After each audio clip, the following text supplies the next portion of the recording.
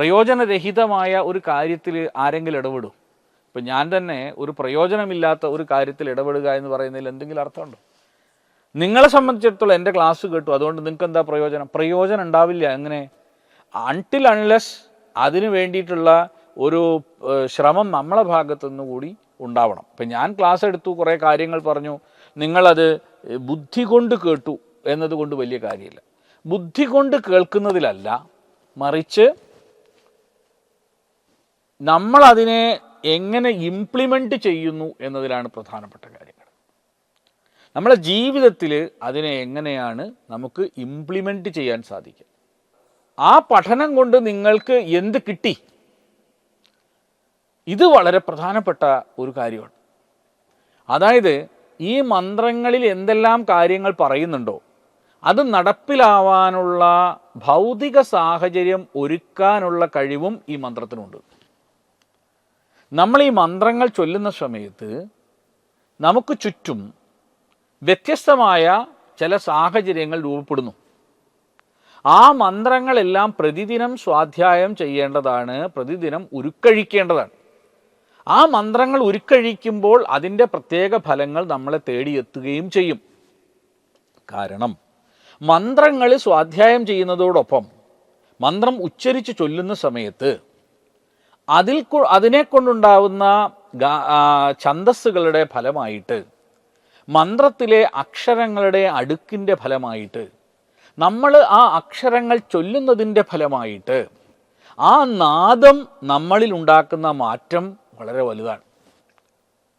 അപ്പോൾ അത് നമുക്ക് ഒരു പുതിയ പ്രകാശത്തെ നമുക്ക് സമ്മാനിക്കും എന്നുള്ളതാണ് ഏറ്റവും പ്രധാനപ്പെട്ട കാര്യം. ഇതാണ് നമ്മൾ കേട്ടിട്ടുള്ള വളരെ പ്രസിദ്ധമായ ഒരു തമിഴ് പാട്ടുണ്ടല്ലോ, നാദബിന്ദു കലാദി നമോ നമ വേദമന്ത്രസ്വരൂപ നമോ നമ. നാദം ബിന്ദു. ഈ നാദം ശബ്ദമാണ്, ബിന്ദു പ്രകാശമാണ്, അതിൻ്റെ അർത്ഥമാണ്. അപ്പോൾ വേദമന്ത്രങ്ങളും അർത്ഥങ്ങളും അതാണ് പറയുന്നത്, നാദബിന്ദു കലാദി നമോ നമ. അതാണ് കലകൾ.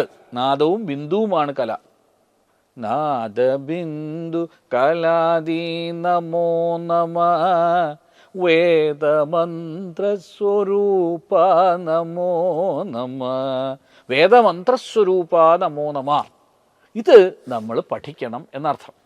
അച്ഛൻ മക്കളോട് പരുഷത കാണിക്കരുത്, അങ്ങനെ ദുഷ്പ്രാപ്യനാകരുത് എന്ന് ഋഗ്വേദത്തിൽ തന്നെ പറയുന്നുണ്ട്. അപ്പോൾ ആ മന്ത്രം നമ്മൾ പഠിക്കുമ്പോഴാണ്, ആ മന്ത്രം ചൊല്ലുമ്പോഴാണ് അച്ഛനിൽ മാറ്റം ഉണ്ടാവുന്നത്.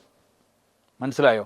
ഇപ്പോൾ ഒരു അച്ഛൻ ജെന്യുവിൻലി ആഗ്രഹിക്കുന്നുണ്ട്, ചിലപ്പോൾ അവരുടെ വളർച്ചയുടെ കാലത്ത് അവർക്ക് കുട്ടിക്കാലത്തുണ്ടായിരുന്ന അനുഭവങ്ങൾ അവരുടെ ഈ സബ് മൈൻഡിൽ കിടക്കുന്നുണ്ടാവും.